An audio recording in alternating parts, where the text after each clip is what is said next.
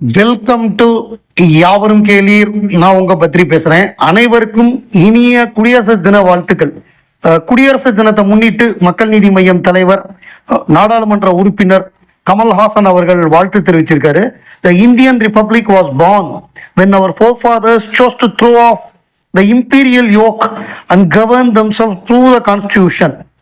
So imperial yoke அப்படிங்கிறப்ப அது வந்து பிரிட்டிஷ் அதை தான் சொல்றாரு. ஸோ பிரிட்டிஷ் ரூலை தூக்கி எறிஞ்சிட்டு நம்மளே ஆளணுங்கிறதுக்காக தான் நம்ம கான்ஸ்டியூஷனை உருவாக்கணும், நம்மளுடைய அரசியல் சாசனத்தை உருவாக்கணும் அப்படிங்கிறாரு. It strength lies in respecting diversity, federalism அந்த டெமோக்ராட்டிக் ஸ்பிரிட். ஸோ அதனுடைய வலிமை என்ன அப்படின்னா, நம்ம குடியரசுடைய வலிமை எதில் இருக்கு அப்படின்னா டைவர்சிட்டின்னா நம்ம டிஃபரன்ஸா இருந்தா கூட பிரிவுலையும் நமக்கு வந்து ஒரு ஒற்றுமை இருக்குல்ல, யூனிட்டி இன் டைவர்சிட்டின்னு சொல்றோம்ல. இவ்வளவு ஸ்டேட் இருக்கு, இவ்வளவு வித்தியாசமான மொழிகள் இருக்கு, ஆனாலும் நம்ம இந்தியான்னு ஒன்னா இருக்கும். So diversity. ஃபெடரலிசம் அப்படின்னா மாநில சுயாட்சி அப்படிங்கிறது கரெக்டா இருக்கும். அந்தந்த மாநிலங்களுக்கு உரிய மரியாதை கொடுக்கணும். சென்ட்ரல்ல பவர் இருந்தாலும் அந்தந்த மாநிலங்களுக்குன்னு தனி சுயாட்சி அந்த மரியாதை கொடுக்கணும். அண்டு டெமோக்ராட்டிக் ஸ்பிரிட், அதாவது டெமோக்ராட்டிக் ஸ்பிரிட் அப்படிங்கிறது வந்து நம்ம குடியரசுங்கிற அந்த ஸ்பிரிட்டை தான் சொல்றாரு. as long as the constitution lives in our conduct, the republic remains strong.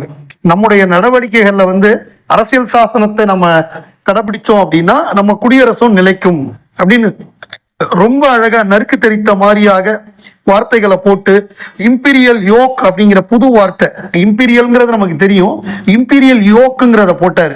So பிரமாதமான ஒரு குடியரசு தின வாழ்த்துக்களை தலைவர் கமல்ஹாசன் அவர்கள் தெரிவிச்சிருக்காரு. எப்பொழுதுமே குடியரசு தினம் அப்படின்னா அதுக்கு முந்தின நாள் வந்து பத்மபூஷன் அவார்டு, அதாவது பத்மா அவார்ட்ஸ் கொடுப்பாங்க. பத்மஸ்ரீ, பத்மபூஷன், பத்மவிபூஷன் இந்த மாதிரியான பத்மா அவார்ட்ஸ் அப்படின்னு அதை சொல்றது. ஸோ இது குறித்து அவர் வந்து மம்முட்டிக்கு கிடைச்சது வந்து அவருக்கு பயங்கர ஹாப்பி.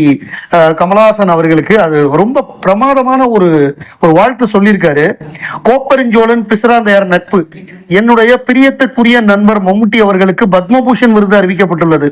நாங்கள் இருவரும் சேர்ந்து நடித்ததில்லை, ஆனால் நான் அவரையும் அவர் என்னையும் தூர இருந்து ரசித்தும் ஒருவருக்கொருவர் நேரடியாக விமர்சித்துக் கொண்டும் ஒரு கோப்பெருஞ்சோழன் பிசிராந்தையார் நட்பை நீண்ட நாட்களாக பேணி வருகிறோம். நாங்கள் இருவரும் இன்னும் கொஞ்சம் அதிகமாக நேரில் சந்தித்துக் கொண்டிருக்கலாமே என்று இப்போது தோன்றுகிறது. என்னுடைய ரசிகர்கள் அவருடைய ரசிகர்களாகவும் இருக்க வேண்டும் என்பதே ஒரு மம்முட்டி ரசிகனாக என்னுடைய எதிர்பார்ப்பு.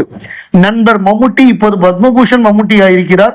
நண்பனுக்கு வாழ்த்துக்கள் அப்படின்னு சொல்லி உலகநாயகன் வாழ்த்தி இருக்காரு. அவரும் ஒரு மம்முட்டி ரசிகர்னு சொல்லியிருக்காரு. என்னுடைய ரசிகர்கள்லாம் மம்முட்டி ரசிகனா இருக்கணும் அப்படின்னு சொல்லியிருக்காரு. நிச்சயமாக மம்முட்டி அவர்களுக்கு நம்முடைய வாழ்த்துகள். அவர் வந்து பத்மபூஷன் விருது வாங்கினதுக்கு இன்னும் நிறைய வெற்றி படங்களையும் வித்தியாசமான வேடங்களையும் அவருக்கு ஒரு கலக்கணும் அப்படின்னு நம்முடைய வாழ்த்துக்கள். ஸோ அந்த பத்மா அவார்ட்ஸ் அப்படின்னு நம்ம பார்க்குறப்ப தர்மேந்திரால ஆரம்பிச்சு ரோஹித் சர்மா வரை அந்த லிஸ்ட், நீண்ட லிஸ்ட், அதுல யாருக்கெல்லாம் கொடுத்துருக்காங்க அப்படின்னு நம்ம பார்ப்போம். பத்ம விபூஷன், இந்த பத்ம விபூஷன் அப்படிங்கிறது வந்து மறைந்த தர்மேந்திராக்கு கொடுத்துருக்காங்க. போஸ்டூமஸா இப்போ புரட்சி தலைவர் எம்ஜிஆருக்கு பாரத் ரத்னா கொடுத்தாங்க அவர் மறைந்த பிறகு. அந்த மாதிரியான போஸ்டூமஸ் அவார்டு அப்படின்னு அதை சொல்லுவாங்க. அப்புறம் விஎஸ் அச்சுதானந்தன் கேரளாவுடைய சீஃப் மினிஸ்டரா இருந்தவர், அவருக்கு பத்ம விபூஷன் போஸ்டூமஸா கொடுத்திருக்காங்க. என் ராஜம், கேடி தாமஸ், பி நாராயணன் இவங்களுக்கெல்லாம் பத்ம விபூஷன். பத்மபூஷன் யாருக்கெல்லாம் கொடுத்திருக்காங்கன்னா சிங்கர் அல்கா யாக்னிக்கு, அப்புறம் பகத்சிங் கோஷியாரி, கேஆர் பழனிசாமி, அப்புறம் மம்முட்டி, நம்ம இப்பதான் அவருடைய இதை வாழ்த்து சொன்னோம். அப்புறம் பியூஷ் பாண்டே, இது வந்து போஸ்டூமஸ். அதுக்கப்புறம் எஸ்கேஎம் மெலினானந்தன், அதுக்கப்புறம் ஷிபு சோரேன் போஸ்டூமஸ், மறைந்த ஜார்க்கண்ட் முதல்வர், அவர் கொடுத்துருக்காங்க. வி கே மல்ஹோத்ரா, அதுவும் posthumous. Vellappally Natesan, Vijay Amritraj, popular tennis player, அதெல்லாம் நம்ம சைல்ட்ஹுட் ஹீரோ வரலாம். விஜய் அமிர்தராஜ், ஆனந்த் அமிர்தராஜ், அசோக் அமிர்தராஜ், இவங்கெல்லாம் ஒரு கலக்குனாங்க. விஜய் அமிர்தராஜ் பெரிய பிளேயர், விம்பிள்டன்லயே பிரமாதமா பர்ஃபார்ம் பண்ணவர். ஜூனியர் விம்பிள்டன் ஜெயிச்சவர் விஜய் அமிர்தராஜ்.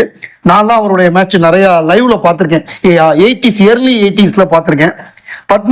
பத்மஸ்ரீ வந்து வேர்ல்டு கப் வின்னிங் கேப்டன் நம்முடைய ஹர்மன்பிரீத் கவுர் அவங்களுக்கு கொடுத்துருக்காங்க. உமன்ஸ் கிரிக்கெட்டுடைய கிரேட் பிளேயர். அவங்க அர்ஜுனா அவார்டு வந்து அவங்க 17 வயசுலேயே அர்ஜுனா அவார்டு வாங்கினாங்க. இன்னைக்கு வந்து மிகப்பெரிய ஒரு கௌரவம் அவங்களுக்கு. ஹர்மன்பிரீத் கவுருக்கு வந்து பத்மஸ்ரீ. அதே மாதிரி நம்முடைய ரோஹித் சர்மா இந்தியன் கேப்டன், அவருக்கு வந்து ஃபார்மர் இந்தியன் கேப்டன், அவருக்கு வந்து இப்போ பத்மஸ்ரீ கொடுத்துருக்காங்க. இதை தவிர நம்முடைய ஆக்டர் மாதவன் அவர்களுக்கு பத்மஸ்ரீ கொடுத்துருக்காங்க. மாதவன் வந்து மிகச்சிறந்த நடிகர், பல நல்ல கேரக்டர்ஸ் பண்ணியிருக்காரு. அவர் டெலிவிஷன்லேருந்து சினிமாக்கு வந்து இவ்வளவு ஆண்டுகளாக ஒரு கலக்கு கலக்கியிருக்காரு. ஸோ அவருக்கு அந்த பத்மஸ்ரீ அவார்டு கொடுத்துருக்காங்க. ஸோ இவங்கெல்லாம், இதை தவிர நம்ம தமிழ்நாட்டிலேருந்து எழுத்தாளர் சிவசங்கரி, அவங்களுக்கு பத்மஸ்ரீ விருது கொடுத்துருக்காங்க. சிறந்த எழுத்தாளர். 80கள் 90கள் அப்பெல்லாம் பயங்கர பீக் ரைட்டிங் அவங்களோடது. இவங்க வந்து கமலஹாசனை வந்து பேட்டி எடுத்திருக்காங்க. அந்த பேட்டியே நான் போட்டிருக்கேன். நான் திருப்பி இன்னொரு முறை அதை வந்து நான் ஷேர் பண்ணுறேன், அதை இன்னொரு சந்தர்ப்பத்தில். ஸோ அந்த மாதிரியான ஒரு சிறந்த எழுத்தாளர். அதுக்கப்புறம் வந்து பாடகிகள் காயத்ரி, ரஞ்சனி காயத்ரி, கர்நாடிக் சிங்கர்ஸ், அவங்க 2 பேருக்கும் பத்மஸ்ரீ அவார்டு கிடைச்சிருக்கு. ஸோ இது வந்து பத்மஸ்ரீ விருது வாங்கின இந்த எல்லாருக்குமே வாழ்த்துக்கள். எல்லாமே சிறந்த கலைஞர்கள். இன்னும் நிறைய வாங்கியிருக்காங்க. நம்ம வந்து சில முக்கியமான ஆட்கள் அவங்கள மட்டும் நம்ம குறிப்பிட்டிருக்கோம். இன்னும் வாங்கின எல்லாருக்குமே நம்முடைய வாழ்த்துக்களை தெரிவிச்சுப்போம். எல்லாருக்குமே உலகநாயகன் கமலஹாசன் ஒரு மிகப்பெரிய இன்ஸ்பிரேஷனா இருப்பார். அதாவது சினிமாவில் வரணுங்கிற, சினிமாவில் சாதிக்கணும், சினிமாவில் பெரிய ஆள் ஆகணும், கலையில வந்து நம்ம ஒரு பெயர் எடுக்கணும் அப்படின்னா அதுக்கு கலைஞானி கமலஹாசன் ஒரு மிகச்சிறந்த கிரியா ஊக்கியா இருப்பாரு, ஒரு குருநாதரா இருப்பாரு. தூரத்துல இருந்து லியோனியுடைய பையன் லியோ சிவகுமார், அவர் வந்து ஒரு பதிவு போட்டிருக்காரு. எங்கு ஆரம்பிப்பது என்ற குழப்பம் என்னுள், மறக்க முடியாத நாள் என்று. இத்திரைத்துறைக்குள் வர வேண்டும் என்ற எண்ணம் எனக்கு உருவாக மிக முக்கியமான காரணமாக அமைந்த ஒரு மாபெரும் மனிதர். உலக நாயகனோடு ஒரு மிக முக்கிய சந்திப்பு நல்ல முறையில் நடந்ததை எண்ணி பெருமை கொள்கிறேன். இதற்கு காரணமாக இருந்த என் தாய், தந்தை மற்றும் அனைவருக்கும் நன்றி. விரைவில் நல்ல செய்தியோட வருகிறோம். டீம் டெலிவரி பாய் அப்படின்னு சொல்லி டெலிவரி பாய்ங்கிற படம் எடுக்க போறாங்க போல் இருக்கு. அந்த போட்டோஸ்லாம் பார்த்தாலே அவ்வளவு ஒரு அன்பு, மரியாதை. குடும்பத்தோட லியோனியோட ஒய்ஃபு, அவர் பையன் லியோ சிவகுமார், அவங்க முதல்ல வந்து ஒரு குருநாதருக்கு பழங்கள்லாம் கொடுத்து மரியாதை செய்வாங்கல்ல, அந்த மாதிரி ஒரு பேம்பு பேஸ்கெட், மூங்கில் கூடையில வந்து பழங்களோட இது பண்றாரு. அடுத்தாப்புல கை கொடுக்குறாரு ரொம்ப பயபக்தியோட. அதுக்கப்புறம் புத்தகம் பரிசு, வஉசி அவர்களுடைய புத்தகம் பரிசா கொடுக்குறாரு.